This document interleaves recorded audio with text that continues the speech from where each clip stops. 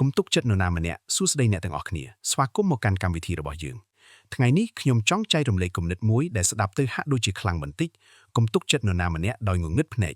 សូម្បីតែមេធាវីរបស់អ្នកសូម្បីតែប្តីឬប្រពន្ធរបស់អ្នកក៏មិនមានន័យថាយើងត្រូវសង្ស័យពួកគេគ្រប់ពេលនោះទេប៉ុន្តែយើងគួរតែមានប្រព័ន្ធការពារនិងការត្រួតពិនិត្យដែលច្បាស់លាស់ហេតុអ្វីព្រោះមនុស្សមិនមែនជាម៉ាស៊ីនទេមនុស្សអាចធ្វើខុសអាចភ្លេចអាចមានការយល់ច្រឡំហើយស្ថានភាពក៏អាចផ្លាស់ប្ដូរ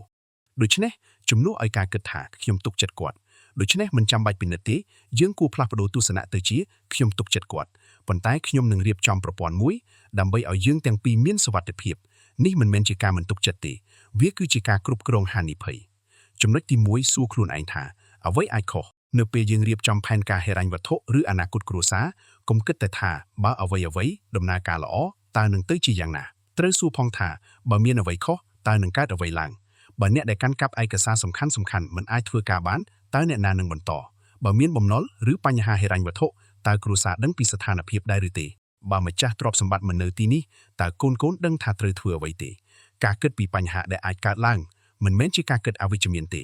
វាគឺជាវិធីរៀបចំខ្លួនឲ្យមានភាពរឹងមាំចំណុចទី2កុំផ្ដោតតែលើមនុស្សម្នាក់ចំណុចសំខាន់មួយទៀតគឺគ្រួសារមិនគួររៀបចំអនាគតដោយពឹងផ្អែកលើមនុស្សតែម្នាក់ឡើយប្រសិនបើក្នុងគ្រួសារមានមនុស្សម្នាក់គត់ដែលដឹងពីទ្រព្យសម្បត្តិបំណុលគណនេយ្យឯកសារនិងការវិនិយោគទាំងអស់នោះគ្រួសារទាំងមូលអាចប្រឈមនឹងហានិភ័យដូច្នេះយើងគួរអភិវឌ្ឍសមត្ថភាពរបស់សមាជិកគ្រួសារទាំងអស់ជាពិសេសស្ត្រីក្នុងគ្រួសារក៏គួរតែមានចំណេះដឹងនិងការត្រៀមខ្លួនផ្នែកហិរញ្ញវត្ថុមិនមែនគ្រាន់តែទុកឲ្យប្តីជាអ្នកដោះស្រាយគ្រប់យ៉ាងទេហើយបុរសក៏ដូចគ្នាមិនគួរគិតថារឿងលុយជារឿងរបស់ប្តីឬរឿងទ្រព្យសម្បត្តិជារឿងរបស់ប្រពន្ធនោះទេគ្រួសារដែលរឹងមាំគឺគ្រួសារដែលសមាជិកមានចំណេះដឹងនិងអាចទទួលខុសត្រូវបានចំណុចទី3បណ្ដុះអ្នកជំនាន់ក្រោយប្រសិនបើយើងមានទ្រព្យសម្បត្តិថ្ងៃនេះប៉ុន្តែមិនបានបង្រៀនកូនឲ្យចេះគ្រប់គ្រងវានោះទ្រព្យសម្បត្តិអាចមិនស្ថិតស្ថេរនៅជំនាន់ក្រោយទេយើងគួរបង្រៀនកូនអំពីការរកប្រាក់ការសន្សំការវិនិយោគការគ្រប់គ្រងបំណុលនិងសំខាន់បំផុតគឺការទទួលខុសត្រូវព្រោះគោលដៅមិនមែនគ្រាន់តែចង់ឲ្យកូនទទួលមរតកទេគោលដៅគឺចង់ឲ្យកូនមានសមត្ថភាពរក្សានិងបង្កើនអ្វីដែលគ្រួសារបានកសាង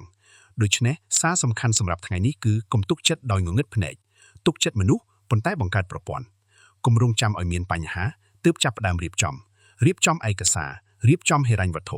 ចែករំលែកចំណេះដឹងបណ្ដុះសមាជិកគ្រួសារហើយត្រៀមអ្នកជំនាន់ក្រោយឲ្យមានសមត្ថភាពទទួលខុសត្រូវព្រោះការការពារទ្រព្យសម្បត្តិរបស់គ្រួសារមិនមែនជាការមិនទុកចិត្តគ្នាទេវាគឺជាការស្រឡាញ់និងការទទួលខុសត្រូវចំពោះគ្នា